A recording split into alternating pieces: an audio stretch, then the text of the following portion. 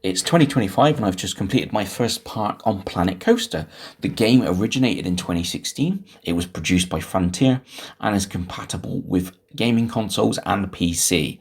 In previous years, I dabbled with Planet Coaster on PC and PlayStation format. Up until this year, I was more comfortable playing the game on PS. I gave up playing PS whilst the coaster season in the UK was up and running. I simply did not use my PS and therefore sold it on. The coaster season was coming to an end, but I still have my Steam account on my old PC.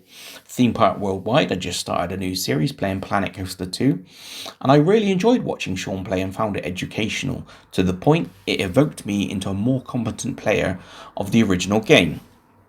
I never built my own park on the PlayStation, I just played the tutorials, having originally found on the PC very cumbersome and difficult, but ultimately, playing on the PC, it became my medium. As I mentioned previously, I'm playing on an old PC. It is 6 years old now and in need of upgrading. However, I thought I would make the most of it whilst I save for a proper gaming PC. Building my first park was educational from many aspects. Making my own buildings, making coasters, making the park functional.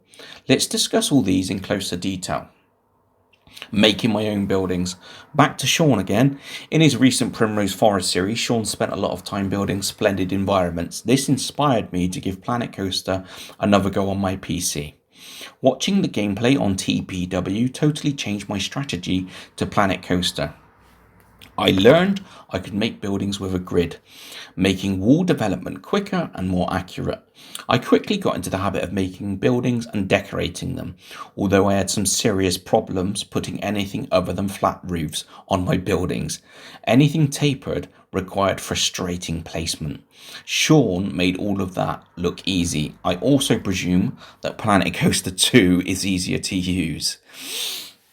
Having built a number of buildings, I quickly learned I was bored of the decor available without DLC. When I game, I always take value on how good a game is without DLC. Don't get me wrong, I made buildings to my satisfaction, but I did feel trapped into having continuous theming across different areas of the park, which was not my objective. I found that I had to bend things in order to complete my inner city rides theme. This was annoying for me, however, it does teach integrity when designing a theme park, so there were benefits from a lack of spontaneity. Learning that integrity helped me focus on ride theming. Therefore, I could use buildings to create head choppers, gateways, and so on. This also helped to define different regions of the park rather than build isolated environments within walls. Looking through the blueprints inspired me to make my own host buildings, taking into consideration theming and park operations whilst I did that.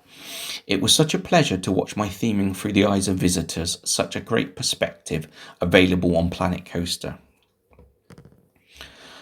On to making the coasters.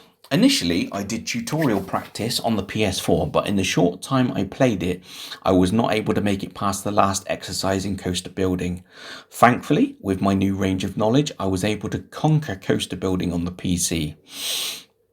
I found the selection of coasters was very broad. The depth of change you could make to the track, loops and rolls was incredible. I feel like I will spend many more hours tinkering coasters to come up with something more special than the Smiler one day. Who knows, maybe I will be as good as John Wardley. Lol. Making the park functional. This was something I alluded to from the start of making the park. Planet Coaster has a hints menu and also a hint display when loading the game. One of the big hints was to make paths wide in order to keep people flow smooth. I arrogantly thought I had enough different pathways for my customers to filter out. On opening day, how wrong could I be? The amount of people coming into the park was beyond my belief. I soon learned that I needed to widen my paths. I also needed to limit the amount of people in the park. Queue lines needed to be managed closely. Engineers needed to be around in high numbers to keep up with the maintenance. The more a ride was used, the more frequent it would break down. I was kind of lucky in playing tutorials on the PS4. The PC version, you could only watch the tutorials. By playing tutorials, I was in tune to park management. But the one thing I majorly missed was wide paths. My whole park was ramsacked with unmanageable amounts of people. Realistically, I needed to build a new park in order to cope with the huge capacity.